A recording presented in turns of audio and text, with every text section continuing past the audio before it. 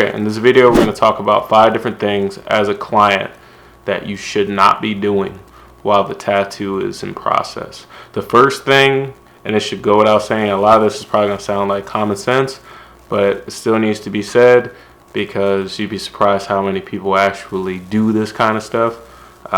It's an everyday thing. So number 1, do not move. If you're moving, you can, make the needle jump while the tattooer is trying to run line work, or have him color outside the lines when he's shading. So you don't want to mess up the artwork in any way, shape, or form. So it's very important that you focus on being still. Even when you're talking, if you're talking to friends or anything, try not to limit your hand gestures or arm gestures, or twitching your legs trying to compensate for the pain or anything like that. Just really focus on being still.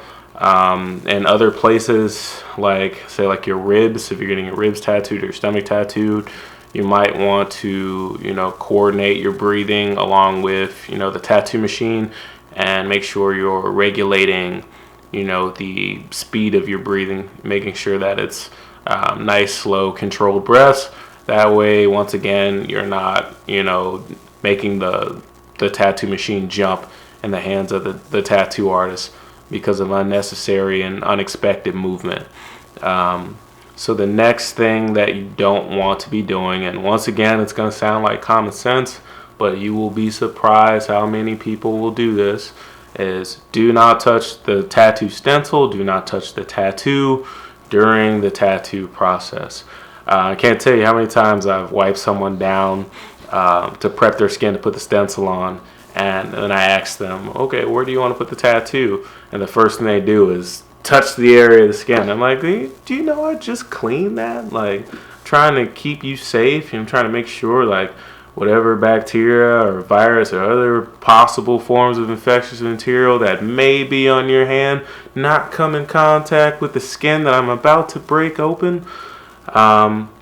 So yeah, just don't touch it. Don't touch it during the tattoo.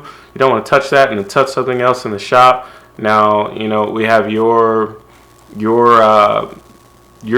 bodily fluids have now cross-contaminated whatever it is you've touched, and then who knows who comes in contact with that. So it's best to just, keep things clean and act as if, what you're getting is an open wound that's prone to infection, because that's exactly what it is. So it's very important not to touch it. The next thing that you do not want to be doing as a client is touching tattoo equipment or placing things on the tattoo tray. Once again, this sounds, like common knowledge, but you'd be surprised how many people think it's a good idea to, try and put a phone on the tattoo chair, on the tattoo table, or trying to, put other artifacts on there, or trying to touch, or thinking that they're being helpful in some way if something spills or if a paper towel falls on the ground, and you have to stop them, like, oh no, please don't touch that, because they don't understand that if they touch it, they've now contaminated their hands, and then anything else that they touch will be cross-contaminated because of that. So it's super important not to touch any tattoo equipment. Treat it as if you were going into surgery or something, and you were awake. You wouldn't be touching any of the doctors or surgeons' tools that are in the operating room. You have to treat it the same way. Make sure that you're staying safe, and you're keeping the tattoo artist safe, and you're keeping everyone who comes after you safe by not touching anything, so we don't have to be aware of what else you're touching and cross-contaminating, and making sure that we go back behind you with like a virucidal solution and sterilize things. So let's not do that. Let's not touch tattoo equipment. The next thing, this one's probably not so obvious, and I feel like everyone is probably guilty of it to a certain extent, but number 4 would be, don't be what I like to call a looky-loo client.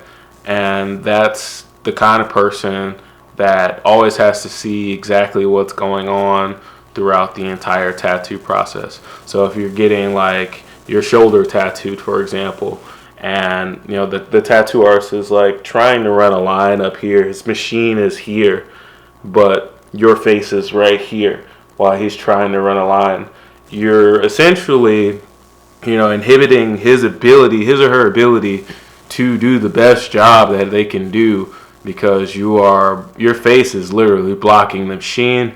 It's probably blocking whatever light that they need in order to see clearly what they're doing.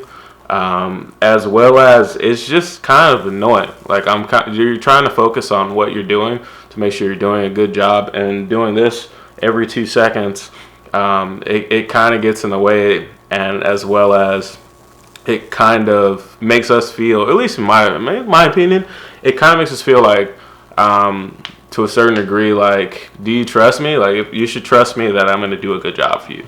So, you know, just let me do what I got to do, and it'll come out cool. Other than that, the last thing that I would say that's important that I feel most clients probably aren't aware of is hiding your physical state, which is why I try to personally check up on clients throughout the tattoo process and make sure everything is good.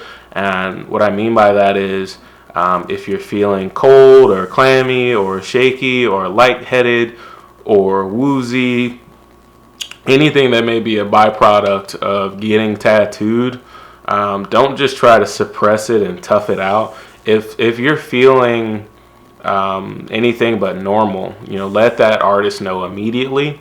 That way you guys can take a break, you can reposition yourself, get more comfortable, that way calm back down to a normal level where you can begin the tattoo again, versus trying to push yourself to a state of where you're unable to continue and possibly have to stop the tattoo for the entire day, when you could have just taken a break, taken some time to collect yourself, maybe got a snack, got some food, got some water, and then give your body a chance to, you know, recuperate just a little bit so that you can keep going and finish that tattoo for, you know, the duration of the session that you guys had planned for the day.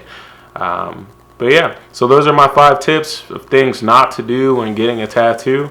Like I said before, I know a lot of that sounded, you know, pretty common sense, but you know, I've been tattooing for 10 years and I see this stuff on a daily basis. So hopefully that helps. If you like the video, like, comment down below, and don't forget to subscribe to the channel for future content from me. There'll be a whole lot more coming out during this whole COVID-19 quarantine situation. So thanks for watching. I'll see you guys in the next one.